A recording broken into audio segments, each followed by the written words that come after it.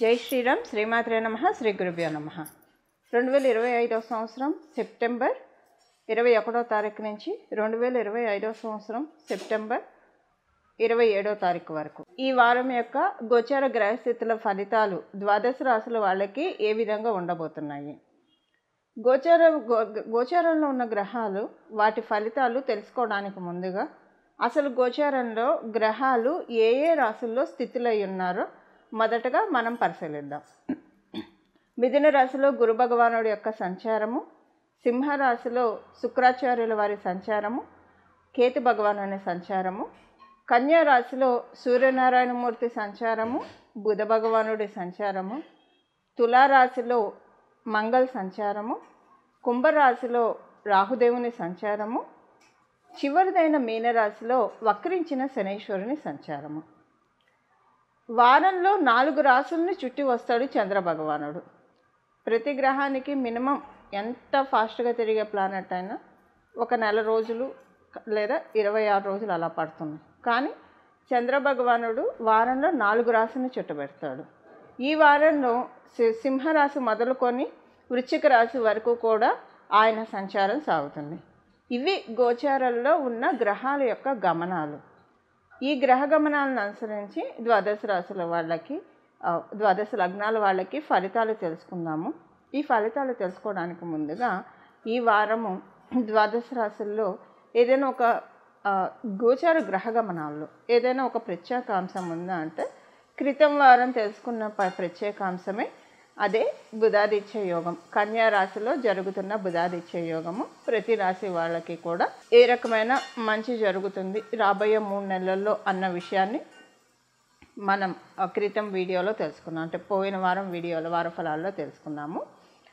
ఇప్పుడు ఈ వారము గోచార గ్రహస్థితులు అందరికీ ఎలాంటి ఫలితాన్ని కలిగిస్తున్నాయి అన్న అంశాన్ని మనం తెలుసుకుందాం. అలాగే పోయిన వారం మనకి 4 గ్రహాల నుంచి లాభంలో గురుడు ఉండడము, గురువు నుంచి తృతీయ స్థానంలో ఒక్కరోజు 4 గ్రహాలు సంచారం చేశారు. అదొక చాలా విశేషాంశం కూడా పోయిన వారం ఉంది. ఈ వారం బుధాదిత్య యోగము, అది రాశి దృష్టితో గురు భగవానుడు బృహస్పతి వీక్షిస్తున్న బుధాదిత్య యోగము ప్రత్యేకాంశము ద్వాదశ రాశుల వాళ్ళకి, ద్వాదశ లగ్నాల వాళ్ళకి. ఇప్పుడు మనము ఏ ఏ రాశుల వాళ్ళకి ఈ వారం ఎలాంటి ఫలితాలు ఉండబోతున్నాయి అన్న విషయాన్ని మనం తెలుసుకుందాం. మేషరాశి మేష లగ్నంలో పుట్టిన వాళ్ళకి ఈ వారము వివాహ ప్రయత్నాలు చేస్తూ ఉన్న వాళ్ళు మీరైతే కనుక కొంత మీరు చేసే వివాహ ప్రయత్నాల్లో అసంతృప్తి మీకు కలగచ్చు. మేబీ మీకు వివాహం అయితే సెట్ అవుతుంది, వివాహం సెట్ అయినా మీకు అది నచ్చదు, ఎందుకో కాంప్రమైజ్ చేస్తూ ఒప్పుకుంటున్నానా, ఇది లైఫ్కి సంబంధించింది కదా, తొందరపడుతున్నానా అన్న భావనలోకి మీరు వెళ్ళిపోతారు.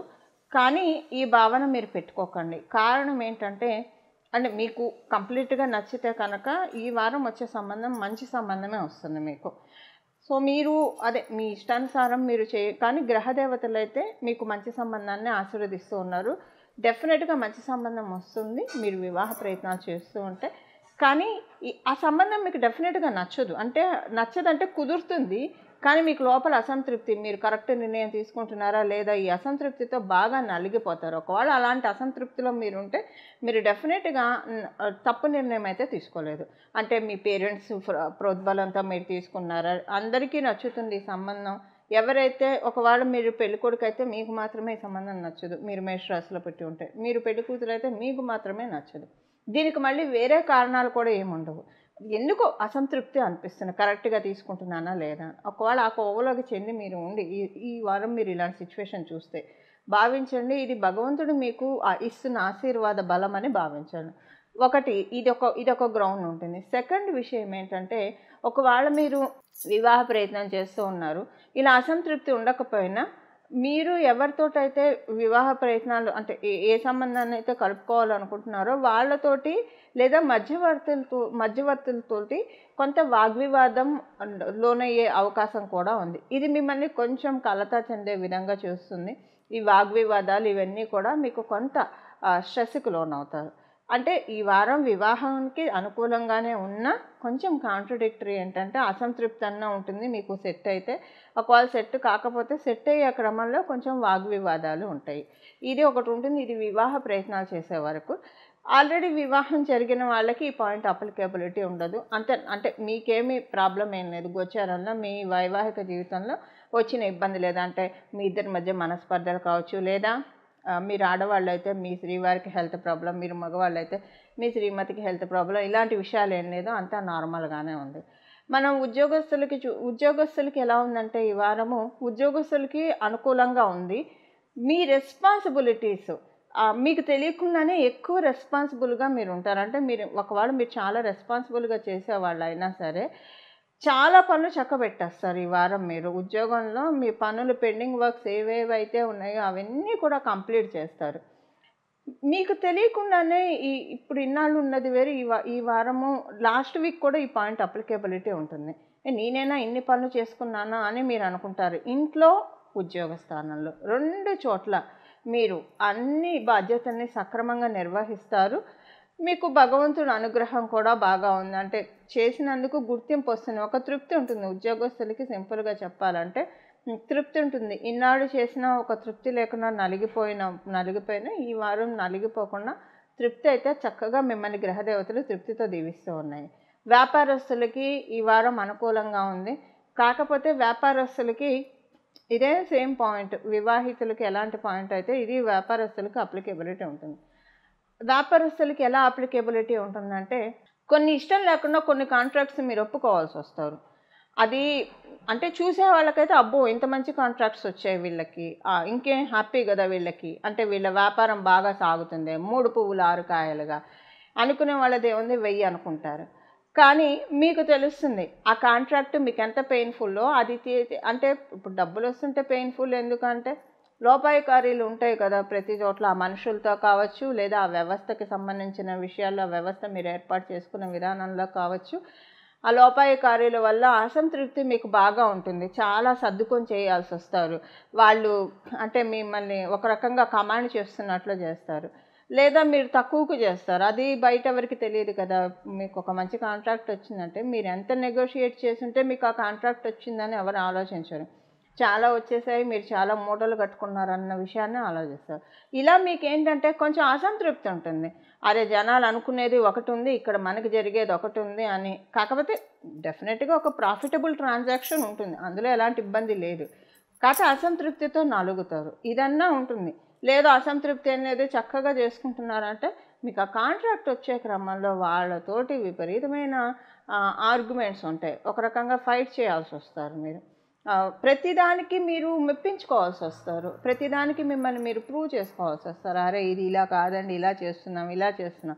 అంటే వాళ్ళ మానిటరింగ్ ఎలా ఉంటుందంటే మీ మీద పక్కనే ఉండి చూస్తున్నారా అన్నంత విసుగు వస్తుంది. అంటే మీరు పర్ఫెక్ట్గానే చేస్తూ ఉన్నా సరే ఏంటో ప్రతిదానికి ఇలాగా అడ్డు పెడుతున్నారు, ఇలాంటివి మనకు అవసరమా అని అనిపిస్తుంది. ఇలా బిజినెస్ చేసే వాళ్ళకి ఇలా ఉంటుంది. సో ఇప్పుడు లోకల్ ట్రేడర్స్ ఉంటారు, అంటే డే టు డే ట్రేడర్స్ ఉంటారు. వాళ్ళకి మనం చూసుకుంటే ఇప్పుడు ఒక కిరాణా కొట్టు ఇలాంటివి ఏవైనా ఆ రోజు ప్రోడక్ట్ అమ్మి ఆ రోజే తీసుకుంటాం, అలాంటివి ఏదైనా అలాంటి బిజినెస్లో మీరు ఉంటే కనుక ఈ వారంలో మీకు వచ్చే ఎవరైతే మీ దగ్గరకు వస్తారో వాళ్ళలో ఎవరో ఒకరితోటి కొంచెం ఆర్గ్యుమెంట్స్ ఉంటుంది. డబ్బులు మిస్ ట్రాన్సాక్షన్స్ అవ్వచ్చు, వాళ్ళు మీకు ఇవ్వకుండా ఇచ్చామని బుకాయించవచ్చు. ఇలాగ మీరు కొంత ఆర్గ్యుమెంట్స్లోకి వెళ్తారు. అంటే ఓవరాల్గా మనం చూసుకుంటే బిజినెస్ అయితే ఎలాంటి ఇబ్బంది లేదు, సాగుతున్నాయి. అదే ఆర్గ్యుమెంట్స్ తోటి లేదా అసంతృప్తితోటి కూడిన బిజినెస్ తోటి ఈ వారం మీరు ఎండప్ అవుతారు. రిజల్ట్స్ అలా ఉంది. విద్యార్థినులందరికీ కూడా మంచి సమయం, చాలా బాగా ఉంది, ఎలాంటి ఇబ్బంది లేదు, అన్ని రకాలుగా సపోర్టింగ్గానే ఉంది. కొంత మీకు మీరే టైం టేబుల్ సెట్ చేసుకుంటారు. ఒక పెక్యులియర్ పాయింట్ ఏంటంటే మీకు మీరే టైం టేబుల్ సెట్ చేసుకుంటారు, కానీ ఆ టైం టేబుల్ చచ్చినా ఫాలో అవ్వరు. ఆ గోడకు అతికించడమో లేదా మీరు ఎక్కడైతే స్టిక్ చేసుకుంటారో మీ వర్క్ బోర్డులో అంతవరకే ఉంటుంది. అది మీకు లోపల గిల్ట్ ఫీల్ అవుతారు. ఇదొకటి ఉంటుంది. ఇదొకటి మినహాయించి విద్యార్థులకు అంతా అనుకూలంగా ఉంది. కొంచెం మీకు మీరు డెడికేటెడ్గా మీరు ఫాలో అవ్వాలి. ఇది సీనియర్ సిటిజన్స్కి అనుకూలంగా ఉంది. ప్రెగ్నెంట్ లేడీస్ ఎవరైనా ఉంటే కనుక వాళ్ళకి అనుకూలంగా ఉంది. కాకపోతే ఏంటంటే మీకు ప్రెగ్నెంట్ లేడీస్కి కొంత మీకు ఈ వారము అంటే లోపల భయం ఉంటుంది అంతే, మీకేమి ప్రాబ్లం ఏముండదు. చిన్న ఇన్సెక్యూరిటీ, భయము, మానసికంగా ఎందుకో కుంగిపోయినట్లు అనిపిస్తుంది. అలాగని మీ చుట్టూ ఉన్న వాళ్ళు మిమ్మల్ని చక్కగా చూసుకుంటారు, అంతా బాగుంటుంది. లేనిపోని ఆలోచనలతోటి మీకు మీరే కొంచెం మానసికంగా కృంగిపోతారు. కానీ దానివల్ల మీకు ఇబ్బంది కూడా ఏముండదు. ఇది ప్రెగ్నెంట్ లేడీస్కి, సీనియర్ సిటిజన్స్కి అనుకూలంగా ఉంది, ఎలాంటి ఇబ్బంది లేదు. మీ జన్మజాతకం అనుసరించి ఆధారపడి ఉంటుంది. అనుకూలతలో ప్రతికూలతలు అనేది గోచార గ్రహస్థితులు న్యూట్రల్గా ఉన్నాయి. గృహిణులకి మనం చూసుకుంటే గృహిణులందరికీ కూడా చాలా బాగా ఉంది. కాకపోతే ఏంటంటే గృహిణులకి కొంచెం మీ ఇంట్లో మీకు ఎక్కువగా రెస్పెక్ట్ ఇవ్వట్లేదేమో అన్న ఒక భావనలోకి వెళ్ళిపోతారు. ఎక్కువ పట్టించుకోవట్లేదో, మీరే పట్టించుకోవాలా, ఇంకా ఒక్కరోజు కూడా మిమ్మల్ని అడిగే నాదుడే లేడా అన్నట్లు ఇన్నాళ్ళు మీకు అలా అనిపించకపోయినా ఈ వారం కొంచెం అనిపిస్తుంది. మిగతా అన్ని విషయాల్లో బాగానే ఉంటుంది. అంటే మీ ఇంట్లో వాళ్ళతోటి మీకు ఎలాంటి గొడవలు మనస్పర్ధలు ఉండదు, అంతా బాగానే ఉంటుంది. ఏదో తెలియని అసంతృప్తితోటి కొంత నలుగుతారు అంతే. ఇవి ఈ వారం యొక్క గోచార గ్రహస్థితుల ఫలితాలు మేషరాశి మేషలగ్నాల్లో పుట్టిన వాళ్ళకి. ఈ వారము ద్వాదశ రాశుల వాళ్ళు చేసుకోవాల్సిన నామజపం అని అనుకోండి. ఏ దైవాన్ని ఆరాధించాలి, మీ ఇష్టదైవాన్ని ఎప్పుడు మీరు మీ ఇష్టదైవాన్ని ఆరాధించుకునేవారైతే ప్రత్యేకించి మీరు ఏ పరిహారాలు పాటించనక్కర్లా. అంటే మనసులో ఎప్పుడు కూడా ఇష్టదైవాన్ని ఎవరైతే నిలుపుకుంటారో ఒక అక్షర లక్షలో ఉంటారు. మనం చేస్తూ ఉండంగా 1,00,000 సార్లు అయితే ఏ నామాన్ని కానీ ఏ మంత్రాన్ని కానీ మనం జపిస్తామో ఆ మంత్రదేవత మన పట్ల వారి మంత్రదేవత ఆశీస్సులు మొదలవుతూ ఉంటాయి. సో నిరంతరం నిర్విరామంగా భగవద్ధ్యానంలో భగవద్జపంలో ఉండేవాళ్ళే మీరైతే, అంటే ఏ పని చేస్తున్నా ఒక కర్మయోగి లాగా చేయడము కాకపోయినా మామూలుగా చేసుకున్న భగవంతుడితోటి అనుసంధానం అవుతూ చేస్తూ ఉన్న వాళ్ళైతే మీకు ఇలాంటి కోవలో చెందిన వాళ్ళకి అసలు ఏ పరిహారాలు అవసరం లేదు. అందరికీ ఇలా కుదరకపోవచ్చు, ఎందుకంటే భగవద్ అనుగ్రహం ఉన్నప్పుడే ఇలాగ 24 గంటలు మన పనులు మనం చేస్తూ భగవన్నామ జపం చేయగలుగుతాము. సో మెటీరియల్లో ఉన్నప్పుడు, లౌకికంలో ఉన్నప్పుడు లౌకిక విషయాలు డెఫినెట్గా కలత పెడుతూ ఉంటాయి, ఇబ్బంది పడుతూ ఉంటాము, భగవంతుని చేరుకోలేక ఈ మాయలో పడి కొట్టుకుంటూ ఉంటాము. మామూలుగా అసలు ఈ వారము చేయాల్సిన మంత్రజపం మనం ఇప్పుడు ఒక్కసారి చూద్దాము. ఇది ద్వాదశ రాశుల వాళ్ళకి, అలాగే ద్వాదశ లగ్నాల వాళ్ళకి అందరికీ కూడా చాలా చక్కగా ఉపకరిస్తుంది. నామం వచ్చేసేసి శ్రీ గురు గుహాగ్రజాయే నమః. శ్రీ గురు గుహాగ్రజాయే నమః. శ్రీ గురు గుహాగ్రజాయే నమః. ఈ నామము సుబ్రహ్మణ్య స్వామి వారికి సంబంధించిన నామము. మనకి ఈ నామంలోనే సుబ్రహ్మణ్య స్వామి వారిని అలాగే ఆయన అగ్రజుడైన గణపతిని ఇద్దరిని కలిసి ఆరాధించిన ఫలితాలని మనం చక్కగా పొందవచ్చు. కాలపురుషుడు కుండలిలో కన్యారాశి చాలా బలోపేతంగా ఉంది.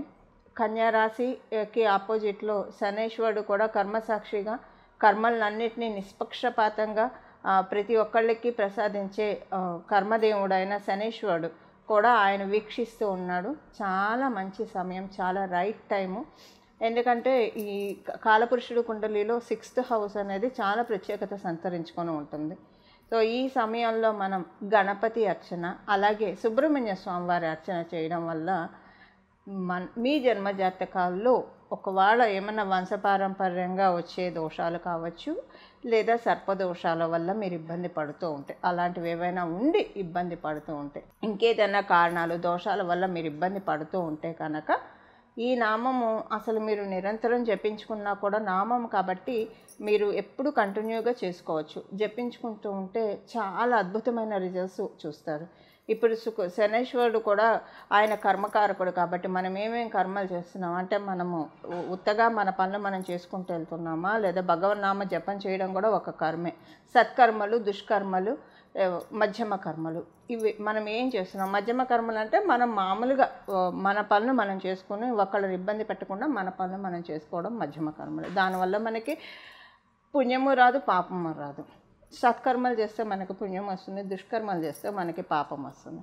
సో ఇప్పుడు గోచారంలో శనేశ్వరుడు చక్కగా అందరినీ వీక్షిస్తూ ఉన్నాడు, కన్యారాశిని వీక్షిస్తూ ఉన్నాడు. సో మన కర్మబంధులన్నీ తొలగించడానికి ఆయన సంసిద్ధంగా ఉన్నాడు. ఈ నామం అదే నేను మొదటగా చెప్పినట్లు మీరు ఏదైనా మీకు ఇష్టదైవారాధన మీరు నిరంతరం చేస్తూ ఉన్న వాళ్ళైతే మీకు ఇష్టం ఉంటే ఈ నామాన్ని జపించుకోవచ్చు, లేదా మీరు ఏ నామాన్ని అయితే మీరు జపిస్తూ ఉంటారో 24/7 అదే కంటిన్యూ చేయొచ్చు. చక్కగా నిస్సందేహంగా మంచి ఫలితాలు పొందుతారు. ఎవరికైతే ఏ నామం జపించాలో తెలియదు అని అనుకునే వాళ్ళకి, మరియు తెలియదని అనుకున్నా తెలుసు అని అనుకున్నా ఈ నామాన్ని జపించడం వల్ల ఇంకా మంచి ఫలితాన్ని డెఫినెట్గా చూసే తీరుతారు. ఎప్పుడైనా సుబ్రహ్మణ్య స్వామి వారిని పట్టుకుంటే మనకున్న ఈతి బాధలన్నీ కూడా క్రమక్రమంగా తొలగిపోతూ ఉంటాయి. అది కూడా సుబ్రహ్మణ్య స్వామి వారిని ఆయన అగ్రజుడైన వినాయక స్వామితో కూడి ఆరాధిస్తే ఈ ఫలితాలు మనం మాటల్లో చెప్పనలవి కానీ ఫలితాలని మనం చూస్తాము. ఈ వారం మొదలుకొని ప్రతి వారం కూడా చక్కగా సుబ్రహ్మణ్య స్వామి వారి నామాల్లో ఒకటైన ఈ నామాన్ని జపించడం వల్ల అందరికీ కూడా మనం శ్రీ గురు గుహాగ్రజాయ నమః అని చెప్పుకోవడం వల్ల మనలో ఉన్న జ్ఞానాన్ని కూడా, అంటే ఒక విజ్డమ్ని, ఐక్యూ లెవెల్స్, మనం లౌకికంగా మాట్లాడాలంటే ఐక్యూ లెవెల్స్ అని అనుకోండి, మనం ఆధ్యాత్మికంగా మాట్లాడాలంటే మనలో ఉన్న జ్ఞానం, విజ్డమ్ చక్కగా పెరుగుతుంది. ఈ విధంగా మనందరం కూడా భగవన్ మార్గంలో, సన్మార్గంలో అడుగులు వేయడానికి సుబ్రహ్మణ్య స్వామి కార్తికేయుడు మనల్ని సర్వదా రక్షించాలని చెప్పి మనందరి తరఫున నేను కూడా మనస్ఫూర్తిగా స్వామివారికి నమస్కారం చేస్తూ మంగళం. నమో భగవతే వాసుదేవాయ.